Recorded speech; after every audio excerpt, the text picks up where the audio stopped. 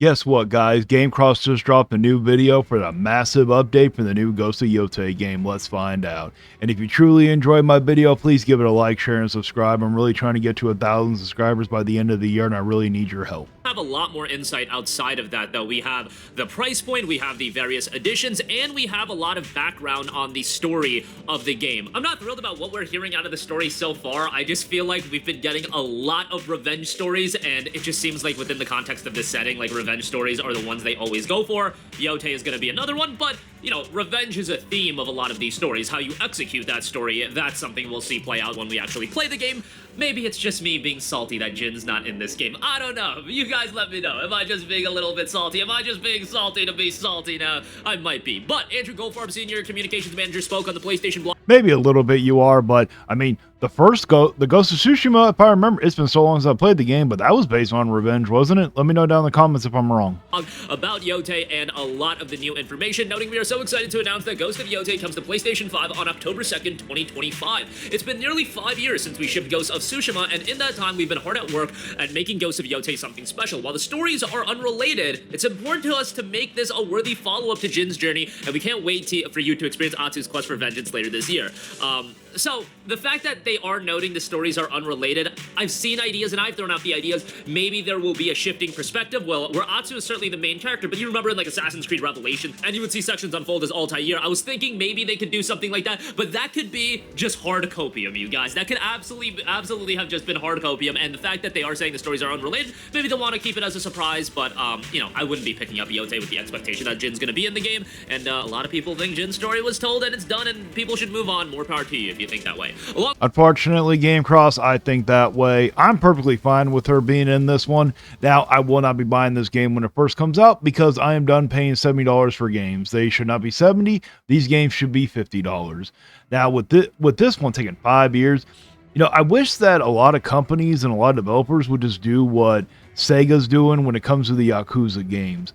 The reason why they can release a game almost every single year is because they reuse a lot of the same assets, and you never hear any of them complaining. That's what a lot of these game developers need to do, because it's not like a lot of them are creating new IPs. They're still creating them in the same world of the IP, but they try to remake or make a brand new game from ground up. It's like you can reuse the assets to shorten that time down quicker, and it makes the game significantly cheaper also.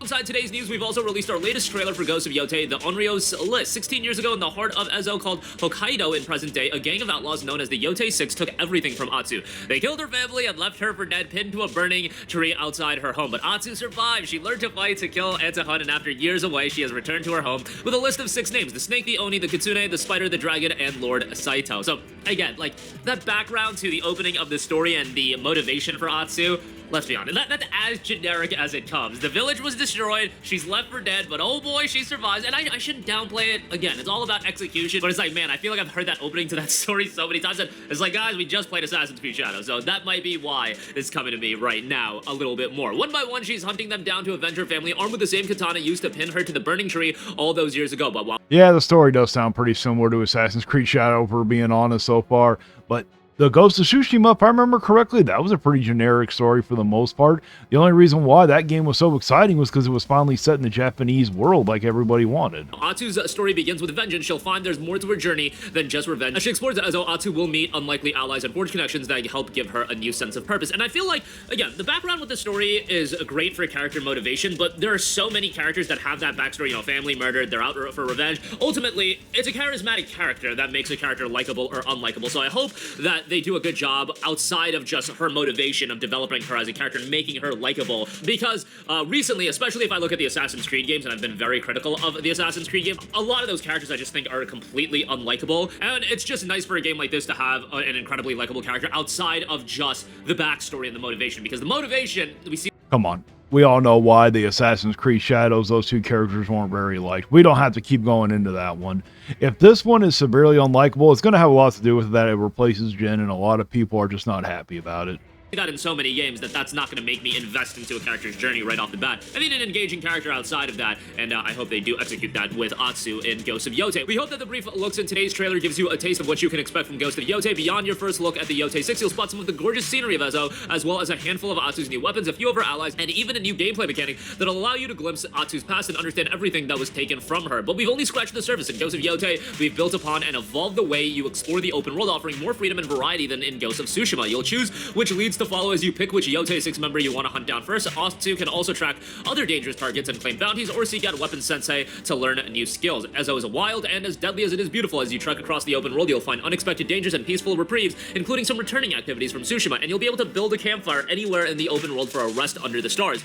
Hey, story sounds pretty good to me. I mean, when it comes to these games, you know, you definitely got to have a good story, and you're going to have good gameplay. I'm just hoping that they kill the combat again. I want you to have the freedom to explore Ezo however you decide to, and we can't wait to share more. Today, we can also reveal that pre-orders for Ghost of Yotei begin next week on May the 2nd at 10 a.m. in your local time zone, 10 a.m. Eastern for those in the US. And you'll be able to choose between multiple different editions, including our amazing collector's edition. So we'll break down the editions. You've got the base game and the pre-order content coming with that. First, if you pre-order any edition of Ghost of Yotei, you'll receive a unique in-game mask, as well as a set of 7 PSN avatars. You know what would make this pre-order bonus even more spicy? If there was a theme to go along with it. How about that? Featuring concept art of Atsu and each member of the Yotei 6 at launch, pre-orders on PlayStation Store will receive the avatars immediately, and you have insight on each individual of the Yotei 6, so I found that interesting, and you can have a look at that, and there will be avatars representing them, and along with an in-game mask if you do pre-order the game. And should be noted the price point. I do not think you should pre-order this. I think everyone should wait until they can get a used copy, so Sony doesn't get your money as much as possible.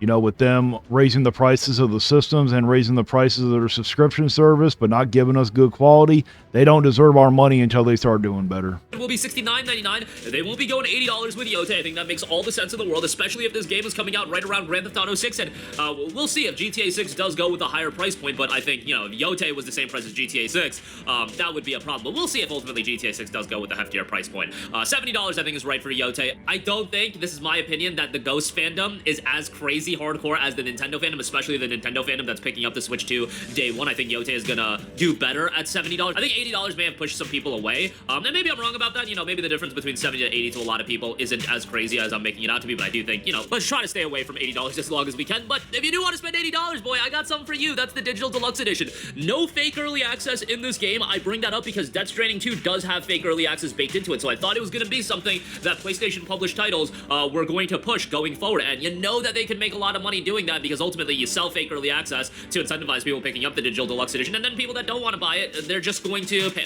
I think $70 is too high for this game. I think that they need to go back down to $50. They would sell a lot more, and they would probably make more money. You know, the thing is, if you cannot sit there and make your money back on it being $50, then you just didn't make a good game. You made a horrible game. You made a shitty game. Now, I'm really happy. I was thinking that they might go up to $80, but I think Sony's looking at all the backlash Nintendo is getting.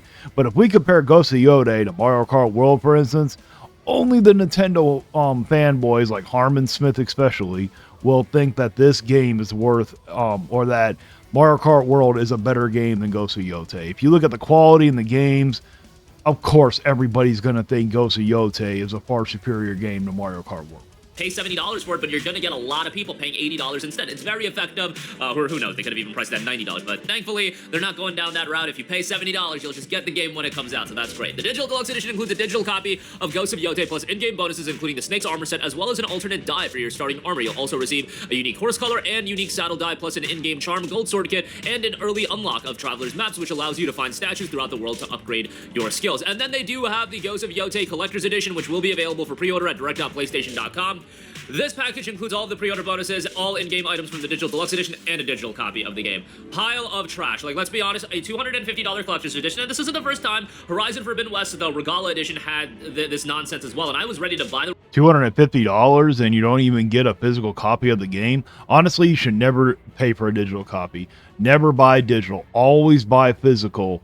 You know, just because if you don't like the game, at least you could resell it. If you buy this at a digital price and you don't like the game, guess what? You're lost out on all that money. Regala edition, and I was like, nah, the digital copy, like, what are we doing here? $250 release. I get that people have a PlayStation 5 Pro. I get that there are digital consoles out there. If you are buying a $250 collector's item, you want a physical copy of the game, and if you're paying $250 for Ghost of Yotei, those are the type of people that could afford a disc drive PS5, or they could afford the disc drive attachment for the PS5 Pro. Like, you know, the people that bought a digital PS5, I don't think they're the exact audience that's going to be running out to buy the collector's edition. I think they'll be okay with buying a digital copy of the game at $70. Like, just absolutely hate this trend, but this has become more of a standard for Sony. I don't know if they have dropped any first-party collector's edition at this premium price point that hasn't had a digital copy in quite a while. I just remember it embedded in my brain that I was ready to buy Horizon Forbidden West, and seeing that was digital, I was like, what are we actually doing now? But it would have been nice to have, like, a deluxe edition with, like, a steelbook for $80 and have the digital... Oh, it would have been very nice to get a steelbook. I actually love steelbooks. Well, that's it for my reaction. Let me know down in the comments. Are you getting this game? Are you excited? Or if you're not? And if you truly enjoyed my video, please give it a like, share, and subscribe. And until next time, stay vigilant.